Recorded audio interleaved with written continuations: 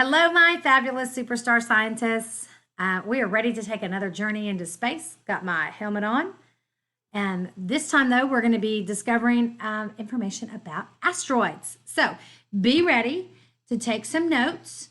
Hint, hint, these notes could very well help you on a graded assignment. Hope you took your notes on comments yesterday like I asked you to. But just take them in your journal if you have your journal. Don't worry if you don't. Have your journal, simply get out a piece of notebook paper, write your notes down on there, save them, and we'll add them to your journal when we get back to school. All right, and I did try to make it easy that some of the big main ideas are bolded in red and probably the best things to write down as notes. You can certainly add on more. The rest of the information is still as important because it helps you understand those main ideas that are in red. So all of it you need to listen to and kind of take in.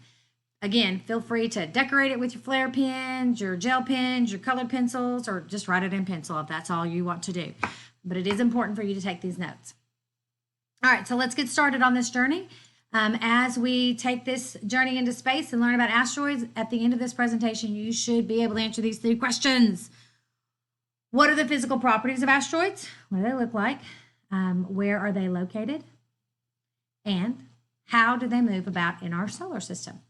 So let's get started. All right, so asteroids are a rocky mass that revolves around the sun or orbits around the sun. Asteroids can be a variety of sizes. They can be as tiny as little dust particles, or they can be as big as 600 miles across, and any size in between. Now, most asteroids are found in the asteroid belt between the orbits of Mars and Jupiter, and that's kind of like that divider between those inner planets and outer planets. Again, most of them are found in the asteroid belt, and here in a minute I will remind you the other place that we can find the asteroid belt, because we briefly talked about it yesterday in our comets presentation. All right, so there are millions of asteroids out there in our solar system. Most of them we haven't identified or given them a name. Some of them we have. The theory is that asteroids are kind of like the leftover particles from when the material in space created the planets.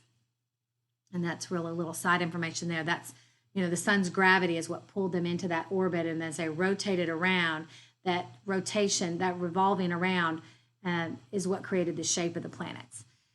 So all that leftover material is what really asteroids are believed to be. Now, there is the largest asteroid on record called Ceres, and it is in the asteroid belt.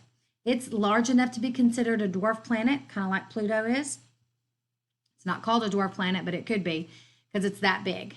Now, just to keep in mind a frame of reference, the combined mass of all of the asteroids out there in the asteroid belt, combined mass of all that is less than our moon, less than Earth's moon. So, think about that in comparison.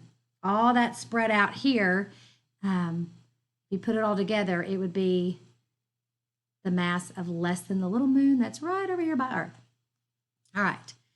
Now, let's just take a look at a couple asteroid pictures. This one on the left is still considered an asteroid. It's just a huge rock. It's a space rock. Now, this one on the right, this is Ceres. It's in the asteroid belt. It's a huge rock, considered more like a dwarf planet because its size, almost, just really big. I'm not sure if it's quite 600 feet across, but the shape of it almost looks like a planet too. So that kind of gives you that visual comparison. All right, so now asteroids, a little extra information here, but still good information to put in. Some of them are also found in the Kuiper Belt. We talked about that yesterday when we talked about comets. Remember, the Kuiper Belt is like this donut-shaped area where a lot of icy bodies, comets, remember, and some asteroids are found. Again, it's the region of leftovers from that our solar system forming early on. Just like Pluto, astronomers think there are millions of small icy objects in the Kuiper Belt, which Pluto, if you look in the picture, Pluto's right here, and you can kind of see this is the Kuiper Belt, right on the outside of Neptune's orbit. So again, we already talked about some of them can be over 600 miles wide. There is a video here if you'd like to look at this, some extra information on asteroids. Some more information. Pluto was the first Kuiper Belt object that was discovered in 1930. Now, I grew up learning that Pluto was a planet, but since they've kind of redefined dwarf planets and their sizes and shape, Pluto kind of fit the bill better for being considered an asteroid, dwarf planet. Now, Pluto is considered the king of the Kuiper Belt, even though it's not quite actually the biggest one there. It has there's a similar asteroid called Eris, a little bit higher in mass. Now, Pluto's orbit, very stable, kind of follows the pattern of Neptune's orbit. But for every 3 times Neptune orbits around the sun, Pluto only makes 2. And then here's another little link here about some interesting information about asteroids. Hopefully you'll stop and watch that.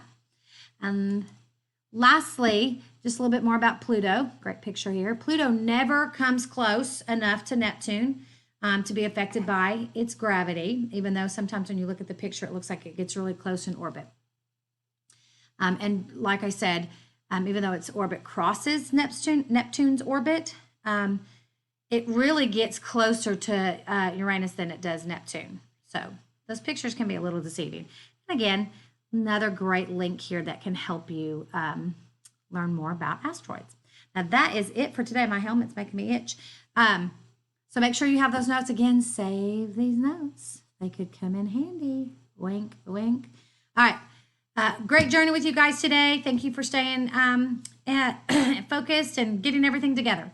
And I will stick with some more presentations, I think. I have another one to make. We'll find out. All right, guys.